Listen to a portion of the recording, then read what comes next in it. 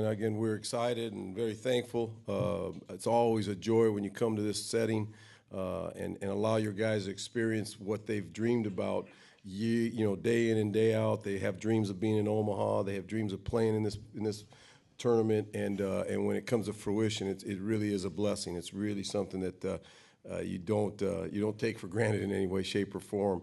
The main story I would think in our situation is that my athletic director, Greg Byrne, had a vision to move us from our campus facility to High Corbett Field, the one-time home of the Colorado Rockies, and it really has just kind of blossomed and taken off. We've had great crowds, played extremely well at home, had a real kind of a home field advantage. We're able to host for the first time. We've been in postseason 7 out of the last 9 years, 8 out of the last 10, including this year, but never at home, never always on the road. And we were able to be at home this year for a regional and a super regional, and it's been a real gift to our young athletes to get to just get this situation in their systems, a chance to play in such a great field. So again, we are always very appreciative of it. Started way back in '92, I think. You came out to Malibu for some reason. Came out to see what it was like to win a national championship. I was in my office, which is about as big as Coach and I, right? And he came out and introduced himself. I'd always known Coach, admired him, but never really got a chance to meet with him.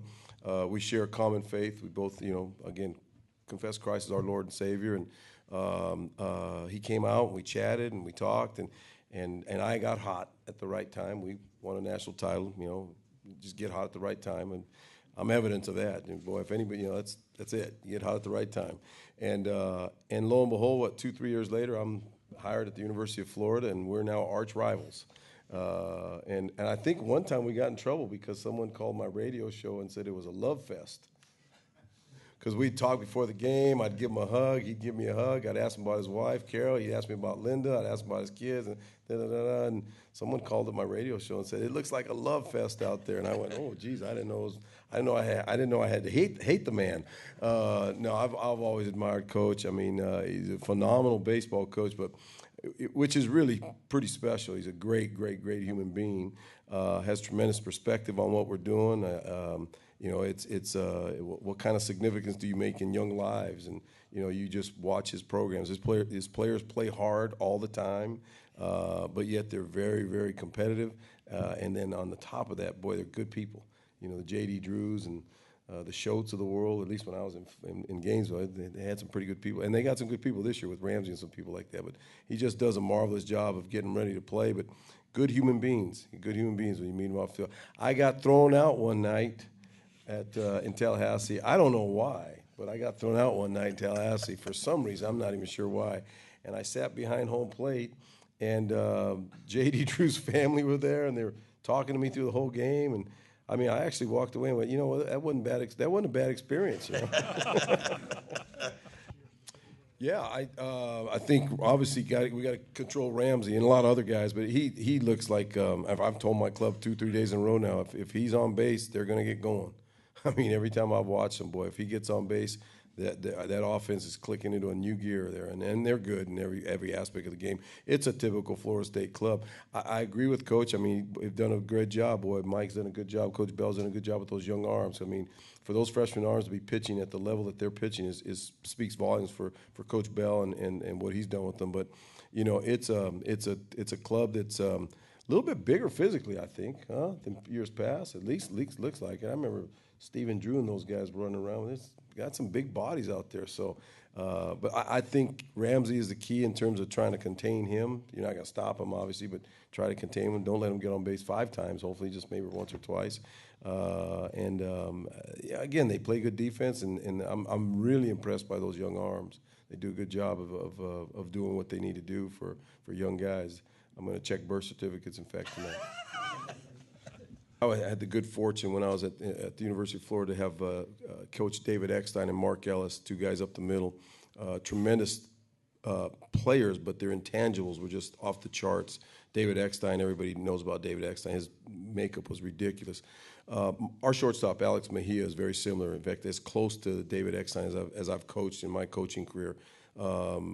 It's almost scary how much he will not let his club lose. I mean, it's pretty impressive day in and day out. And I'm not just talking about when we suit up and the lights go on and there's a score going on. I mean, in a practice, in a drill, he truly is the key to us in terms of our defensive abilities on the field.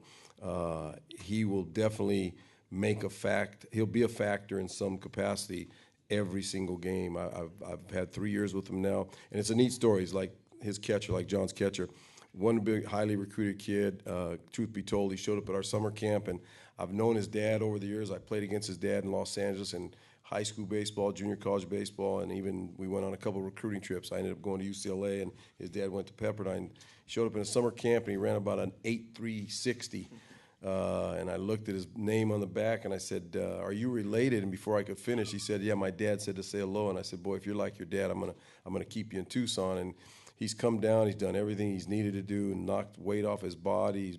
He was Pac-12 Player of the Year, Pac-12 Defensive Player of the Year as well. Fourth rounder with the St. Louis Cardinals. Just a tremendous story for young people out there that, again, give him a chance and he takes advantage of it. He really is the hub for us defensively. I'm not taking anything away from, Mahias Breen, our third baseman, who's an outstanding player, and Joey Rickard in center field and Refsnyder. But when it's all said and done, Alex Mejia is probably the biggest factor for us defensively. Starting pitching, we go with them for a long, long time, and it's not because I don't like going to the pen, but I don't like artichokes, so I don't eat it very much. My wife loves them, but I don't. I like our starting pitching, so we stay with them for a long, long time.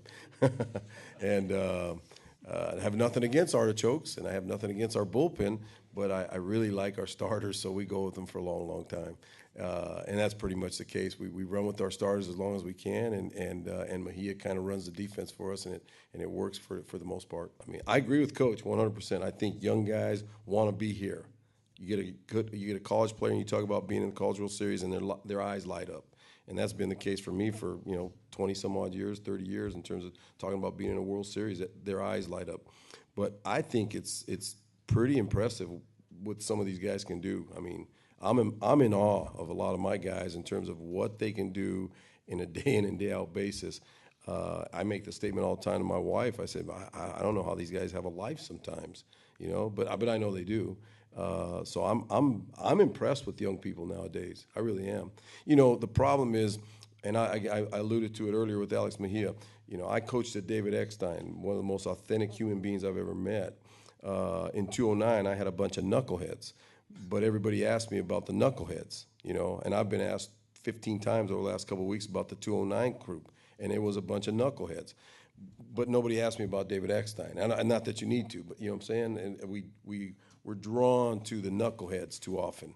The reason we're all here, the reason I'm here, not these guys, but the reason I'm here is I got good guys. These guys are good coaches. I just got good guys that love to play, and I get credit for it. So I don't know. I think there's still the same. Young people want to be successful and want to do the right things. And I learned a long time ago from a coach. He said, "They'll walk if you let them, Andy. They'll walk if you let them." So I try not to let them walk. I try to make them hustle. And that's about it. Same guys though.